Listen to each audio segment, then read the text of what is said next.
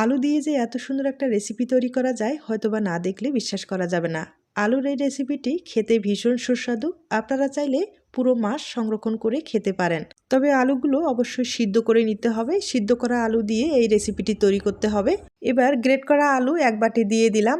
আর ওই বাটির মাপ করে এক বাটি চালের গুঁড়ো ব্যবহার করলাম। এরপরে এক বাটি বেসন ব্যবহার করলাম, স্বাদ মতো লবণ। এরপরে 3 চামচ তেল ভালোভাবে গরম করার পরে দিয়ে দিতে হবে। এরপরে পছন্দ মতো মশলা অ্যাড করে দিতে হবে। খুব ভালোভাবে মেখে নিতে হবে। এখানে কিন্তু জল ব্যবহার করা যাবে না। জল ছাড়াই খুব ভালোভাবে মেখে নিতে হবে আর একটা ডো তৈরি করে নিতে হবে। ডোটা কিন্তু খুব ভালোভাবে তৈরি করে নিতে হবে।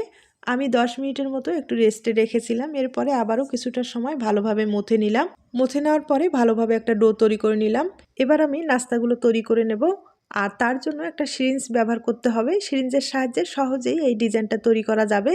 আর আপনাদের যদি মেশিন থাকে সেক্ষেত্রে মেশিনের সাহায্যেও তৈরি করে নিতে পারেন। আর যাদের মেশিন নেই তারা কিন্তু একটা সিরিঞ্জ ব্যবহার করতে পারেন।